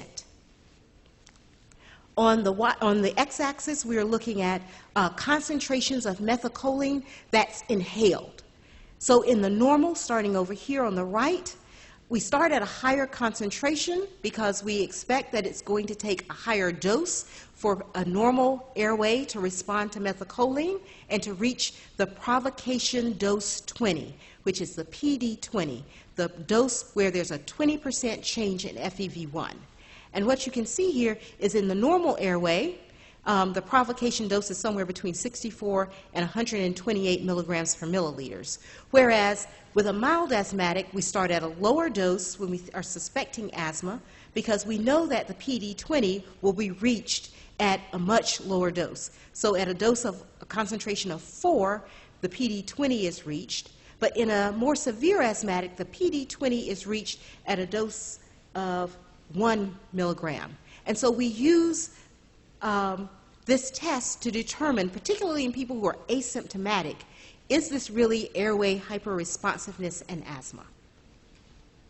This is just one of the classic radiographic findings in asthma. This demonstrates airway hyperinflation, where the lungs have much more air, a lot of black in the lungs, and the diaphragms are flattened. So how is asthma treated? Treatment is aimed at preventing exacerbations and controlling symptoms. As a physician, I have the goals of good asthma control, no evidence of airflow obstruction on spirometry, good adherence to therapy, no emergency visits for asthma, and no school or work missed. That gives me an indication that we have the symptoms relatively well controlled. However, patients may have a completely different focus. So in pediatrics, my patients want to be able to fully participate in sports, dance, any kind of extracurricular activities. So I have to align my goals with getting them to playing full court as opposed to half-court basketball. Or sleeping through the night, very important for the child, but really important for the parents. Not missing school or work, mostly for the parents, because kids can miss school, but often when children miss school, that means their parents have to miss work. And children are really focused on not needing to use their asthma medication in front of their friends, which means that's the way I talk to them about getting control of asthma and using controller medications. We also must control the environmental factors, avoid tobacco smoke, avoid vehicle emissions, pest control in the home, identifying irritants in the workplace and school, and understanding the role of infections in asthma. We strongly advise patients to get the influenza vaccine each year. Let's talk briefly about asthma medications. There are two classes of asthma medications: rescue or quick relief medications, which reverse bronchoconstriction and give you immediate or really quick relief, and long-term controller medications, which reduce airway inflammation that you don't actually feel as the patient. When you're taking the long-term controller, you don't get an immediate relief. So often patients think they're not working and they stop taking them. But if you take them over the long term, then you recognize, oh, I'm not having to use the quick relief medication as frequently. Quick relief medications are rescue medications. They're used to reduce or eliminate coughing, wheezing, shortness of breath during an exacerbation. They're used in emergency departments or in emergency situations. They act within minutes, and they work best when delivered in an inhaled form, either with a metered dose inhaler or through a nebulizer. Long-term controller medications control, as they say, asthma symptoms and are targeted at reducing or eliminating airway inflammation. They need to be taken daily. They're delivered as tablets or liquids or via inhalers or nebulizers. They do not eliminate the need for rescue therapy, meaning if you give a controller, you should still give a rescue inhaler, but it should decrease the frequency with which the rescue inhaler is needed. There are three classes of rescue medications, and I'm not going to go into the details of mechanism of action because that's not this lecture, but I just want to give you a sense of what these medications are. So they're short-acting beta agonists, the most common of which is albuterol. The trade names you'll hear are Ventolin, Proventil, ProAir, for example. Albuterol works to bind to the beta-2 adrenergic receptors and leads to bronchodilation. There are short-acting anticholinergic agents like ipratropium bromide that counteract acetylcholine, that pathway, the cholinergic fibers, so that it prevents bronchoconstriction. And I put systemic corticosteroids in this category. It's not technically a rescue medicine, but when we are using rescue medicines, we often will add a systemic corticosteroid to help with the airway inflammation, to speed relief of airway inflammation, and sometimes early institution of systemic corticosteroids can prevent a hospitalization. The long-term controller medications, by far the most potent and important of which are the inhaled corticosteroids.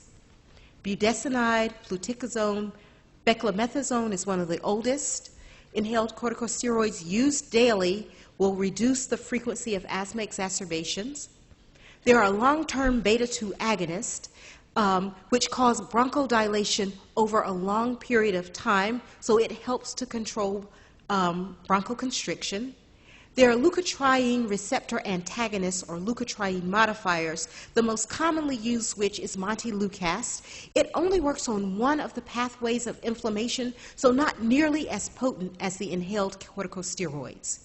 And now there are combination therapies for people with more moderate to severe persistent asthma, where the inhaled corticosteroid is combined with a long-acting beta-2 agonist. Methylxanthines are one of the oldest medications used to treat asthma. Theophylline is the most commonly, used one. It's an oral medication, and there can be systemic toxicity based on the level, and so you want to titrate it carefully. It's not used that frequently anymore, but I am using it in a couple of my more severe patients with asthma. And then there are the immune modulators, which is a monoclonal antibody that binds to a receptor site on IgE that keeps mast cells from binding. So if mast cells can't bind, they can't release histamine. The systemic corticosteroids are used in both rescue and control conditions. and the most common of which are prednisone and prednisolone.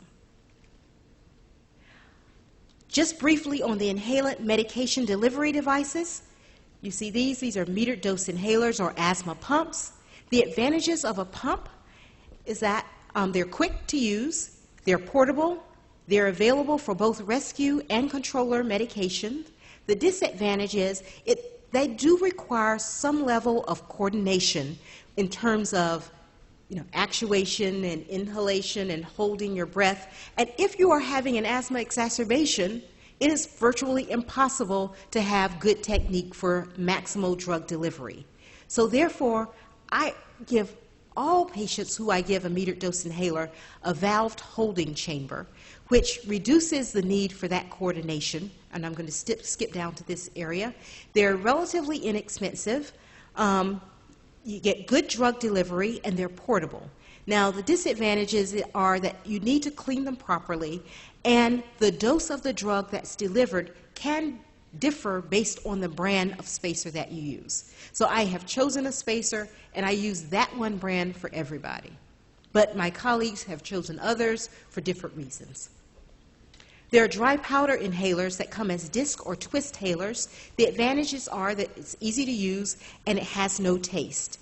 The disadvantages are that they're sensitive to moisture, so if you store them in your bathroom, the powder could cake. You can lose the dose because once you put the dose in the chamber for you to inhale, if you turn the disc upside down, the powder just drops out. And a disadvantage is there is no taste. So sometimes patients say, I'm not getting any medicine because I can't taste anything. And then there's the air compressor or the nebulizer or the asthma machine. It can deliver a higher dose of medication than in the MDI, and they're sometimes more effective during exacerbations, particularly with young children. The disadvantages are they require electricity, or some now are battery powered, which the batteries have to be replaced, which is not inexpensive. The device itself is expensive, and it takes longer to deliver the medicines. Finally, we're going to talk about classifying asthma. One can have intermittent asthma or persistent asthma. And just think about the rule of twos. With intermittent asthma, you have daytime symptoms 2 or fewer days per week, nighttime symptoms 2 or fewer nights per month, and you're using your short-acting beta agonist 2 or fewer days per week. There's no activity limitation, and lung function is normal. However, in persistent asthma, you're greater than 2 days a week with regards to daytime symptoms and short-acting beta agonist use, and greater than 2 nights per month with regards to nighttime symptoms. There is some to extreme activity limitation, and lung function is normal. So persistent asthma can be mild, moderate, or severe. But once you're in the persistent asthma category, it by definition requires a long-term controller. So this is a stepwise approach to managing asthma. I don't know why I don't have all that. Oh, that wasn't intended to be animated, but okay. Intermittent asthmatics only need to use a short-acting bronchoagonist as needed for symptoms. But everybody else in the persistent asthma category needs a daily medication. And those daily medications are, as you see, the preferred, an inhaled corticosteroid, either low, medium, or high dose with other add-ons. So the take-home message from this slide is, if it's intermittent asthma, a short-acting beta agonist is sufficient. If it's persistent asthma, a long-term controller is needed, and the preferred is an inhaled corticosteroid.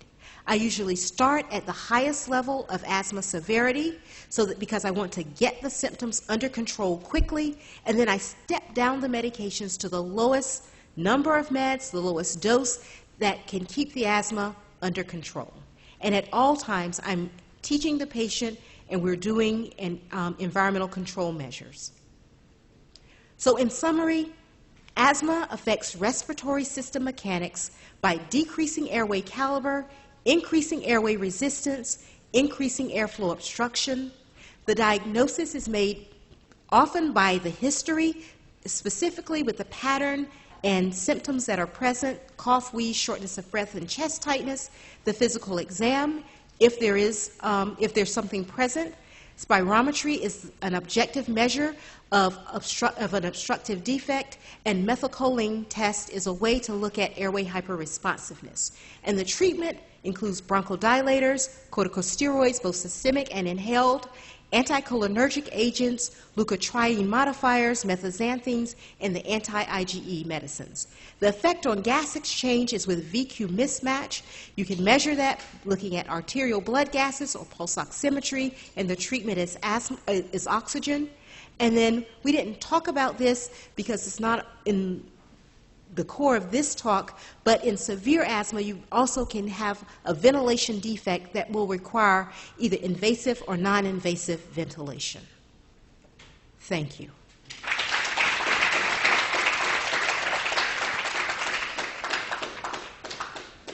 Are there questions?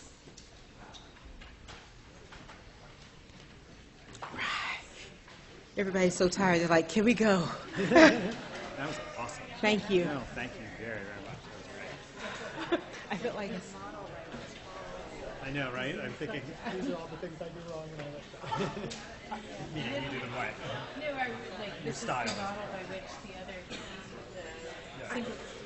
I took this from the model, but somebody, you guys heard that last Yeah, slide? I recognize it. So then I wasn't sure whether people used that slide this year or not. Okay. I love that. But otherwise, when I'm thinking that I can, if you can go on to so many, like, 50 minutes. And either you told me last year or they act like they are very intelligent college students who are interested in medicine and health. So don't get into weeds. So, That was really, really nice. oh, thank you. Thank you. Hi, Hello. Ms. Jones. I thought that was a really great lecture. Very well presented and clear. Oh, good. Thank you. What's your name? Victoria. Last name? Fashican. When I see you come across in pediatrics, Victoria Fashican. Fashican. Nice to meet you, Victoria. Where are you from? I grew up in New York. Oh, you're a New Yorker. Where'd you go to undergrad? I went in Tufts in Boston. Okay. All right. So you're home. That's nice. Yes. Didn't spend much time in Washington Heights. It's like too far up the island. I'm from Queens. Oh, okay. Yeah, I have learned that being in New York City, that people stay in their boroughs, or when they cross in their general location. I just recently moved to Riverdale in the Bronx, and within 2 weeks, all of my activity is now north of Manhattan. Yeah. So, yes. That Yes. sounds about right. Yes. I look forward to seeing you as you come on your clerkships. Another year, but it'll be soon. It'll be soon. How's first year going? It's been really good. It's amazing how quickly you go from terrified by all the things that are being said to you and don't penetrate to like, oh yeah, I remember seeing that. I get what that means now. I know how that works. Okay. Yes, and that will happen when you get on the clerkships as well. So you'll start like, oh my God, what's happening? And then, then you go from third to fourth year, and all of a sudden you see the third year, you're like, I didn't know a thing when I came. Now I'm an expert. People are pointing to you. Thank you very much, Taylor. People are then pointing to you as the expert. So, yes. Where did you grow up, or where did you do? I grew up in North Carolina. I went to the University of North Carolina at Chapel Hill for undergrad and medical school and was content to stay there. But my father, who is a minister and a chemist, said that if I was going to be a doctor, I needed a broader view of the world than 45 minutes from my front door. My mother did not think that. My mother was like, no, you try it right here. And so I only looked at residencies in major cities. I came to New York, I was in LA, I was in Houston, I was in Chicago. I could have been anywhere in that match. And I came here, particularly at the time, because of the neonatology program. Because I thought it was going to be a neonatologist. That's one of the world-class neonatology places. And ended up not being a neonatologist, but ended up loving New York. And I had been here a couple of times, but not living here. And I'm a lifer. I was a resident, a chief resident, And then I left after my chief residence year because I needed a real job in the real world, I told myself. And so I was an emergency medicine doctor at Harlem Hospital for 3 years while I worked on my MPH. And then I saw a lot of bad asthma in Harlem and a lot of morbidity and mortality, and came back to talk to the director of the Division of Pulmonary about doing some research in Harlem. He's like, you can't do that without being doing a fellowship. I was like, I can. But like I talked to him in March, and that July I started my fellowship. I never really applied for fellowship. I just started. So you were originally trained in emergency medicine? Or was that how you worked after? So when I finished, you could actually work in emergency medicine because emergency medicine didn't become a subspecialty until like my second year working. I could have been board certified in both, but I would have to spend too much time that I don't have in the emergency department. But that experience then informed my choice of going into pulmonary. Where are you heading next? Can I walk with you? We have to go to a small group. Okay. Thank you so much. That was Thank you, Amy. I will get any questions to you today. I promise. I will not leave the building. You go if you. Oh, thank you. Take care.